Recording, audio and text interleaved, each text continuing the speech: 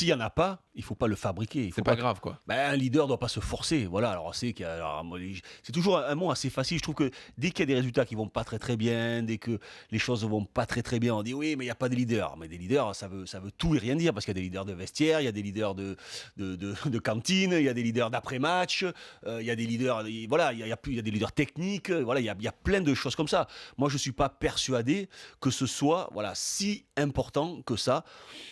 Il faut pas se forcer. Il faut que ça devienne quelque chose de naturel. Et puis moi, j'ai l'impression qu'un garçon comme Hugo Lloris est une sorte de leader. On a l'impression on a réussi à pacifier un petit peu les choses, d'avoir une génération qui est assez calme, assez homogène, assez tranquille. Pousser des coups de gueule, c'est bien quand ça va pas. Aujourd'hui, les choses vont bien. Pourquoi on remet sur le sujet un éventuel leader? Deschamps captive toutes les choses, captive les critiques ou pas, ou les bonnes.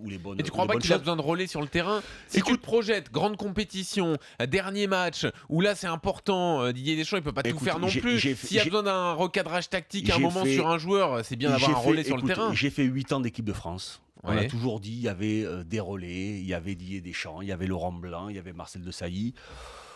J'ai pas souvenir que Deschamps, Desailly, Blanc ou Zidane aient pris le relais d'Aimé Jacquet. D'accord. Après, quand il y a quelque chose qui ne va pas, les joueurs, sans être des leaders incontestables, sont incapables de se réunir et d'avoir un projet commun. C'est-à-dire, les gars, on se secoue. Voilà, identifier forcément un ou deux leaders en se disant que les choses vont aller mieux et que eux vont assumer toute la responsabilité des choses, vont régler tous les problèmes.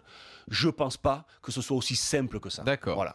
Gilbert, qu'est-ce que t'en penses? Moi, je suis assez étonné de ta prise de position parce que finalement, quand on regarde dans l'histoire du foot récente ou pas, les équipes qui gagnent, elles ont toujours un mec qui sort du lot et qui tire l'équipe vers le haut. Techniquement ou en parole? Parce que... Alors, un peu les deux.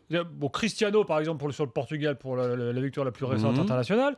Vous aviez quand même, malgré tout, Zidane, qui était au-dessus du lot. Alors, je préfère quand même avoir un Zidane qui est un leader technique et qui ne parlait pas, dans mon équipe, plutôt qu'un Didier Deschamps qui est un leader de vestiaire, qui est un relais d'entraîneur pour gagner les matchs. Mais qui était bidon sur le terrain, tu veux dire? Non, c'est pas ça. Non, mais bien sûr que non. Il a déjà dit.